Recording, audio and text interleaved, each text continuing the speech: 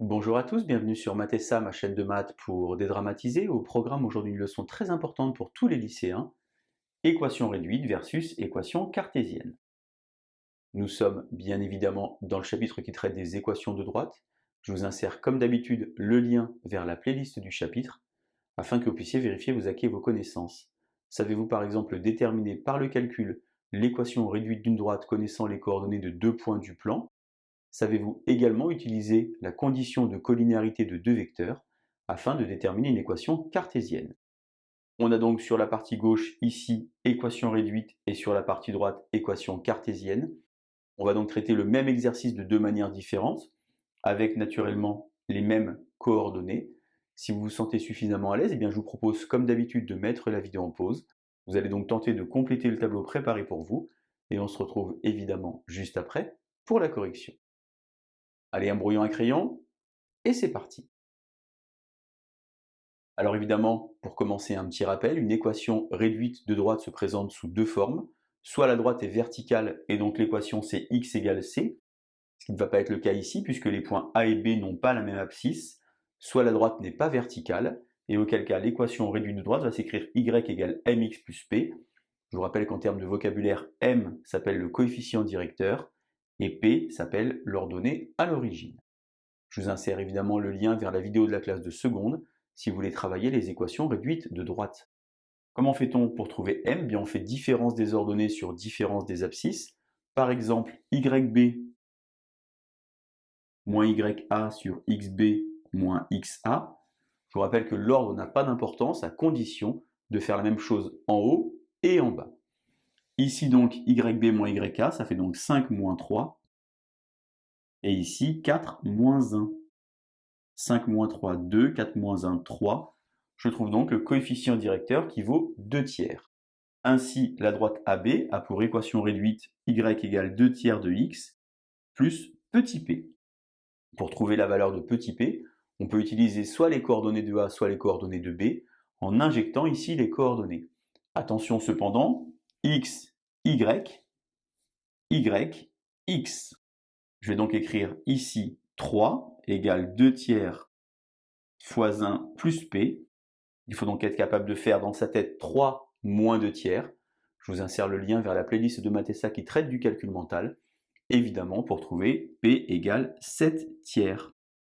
Ainsi, la droite AB a pour équation y égale 2 tiers de x plus 7 tiers. Si vous voulez être certain d'avoir la bonne réponse, on peut faire un petit feedback, un petit retour en arrière.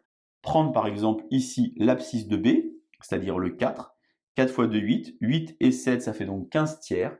15 tiers, ça fait 5. J'obtiens l'ordonnée de B. Je suis certain ici d'avoir la bonne réponse. Je bascule maintenant sur la partie droite avec équation cartésienne de droite. Je vous rappelle qu'une équation cartésienne de droite, finalement, ça va englober toutes les situations qui sont ici, avec ax plus by plus c égale à 0, et une condition très importante, a et b non tous nuls. Ça veut dire que a et b ne peuvent pas être nuls en même temps. Alors on a ici donc toujours nos points, on a cette fois-ci un point m de coordonnées x, y, et m est sur la droite AB, si et seulement si, cette petite double flèche, les vecteurs AM et AB sont collinéaires. On a donc besoin ici d'abord de calculer les coordonnées du vecteur AM et les coordonnées du vecteur AB. C'est la raison pour laquelle, évidemment, je vous insère le lien vers la vidéo qui traite des coordonnées de vecteurs. On va donc faire ici extrémité moins origine. AB, ça va donc nous faire 4 moins 1, 3. 5 moins 3, 2. Concernant ici AM, on a x moins 1 et y moins 3. J'ai donc ici la condition de collinéarité de deux vecteurs. Deux vecteurs sont collinéaires si et seulement si le déterminant de ces deux vecteurs est nul. J'écris donc ici les coordonnées du vecteur AM en colonne et ici les coordonnées du vecteur AB en colonne. J'utilise alors une notion très importante, le déterminant de deux vecteurs. Je vous insère évidemment le lien vers la vidéo qui traite de ce point. Je vais donc multiplier comme ceci 2 facteurs de x moins 1 moins 3 facteurs de y moins 3 égale à 0, et en développant 2x moins 3y, ici j'ai moins 2 et ici j'ai 9, plus 7 égale à 0. Attention, et c'est très important, il n'y a pas d'unicité pour l'équation cartésienne, on dit d'ailleurs une équation cartésienne, et non pas l'équation cartésienne. Alors la question qu'on peut se poser, c'est est-ce que j'ai trouvé le même objet?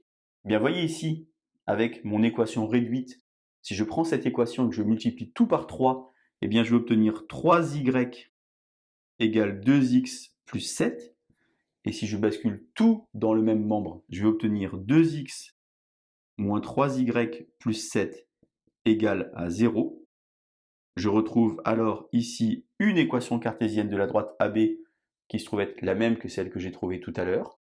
Et si je bascule maintenant sur la partie droite, ici en isolant par exemple moins 3y égale moins 2x moins 7, et en divisant tout par moins 3, j'obtiens y égale 2 tiers de x plus 7 tiers, et j'obtiens cette fois-ci l'équation réduite de la droite AB que j'avais trouvée dans ma première méthode. Vous voyez donc évidemment que c'est la même chose. Équation réduite ou équation cartésienne, c'est simplement une façon différente de présenter ici les résultats. Dernier point très important, puisque j'ai ici utilisé les coordonnées de points, il faut naturellement être dans un rond, un repère orthonormal direct. Équation réduite versus équation cartésienne, vous voyez, c'est relativement simple. Je vous laisse vous entraîner et je vous dis à bientôt sur Mathessin. Bonne journée.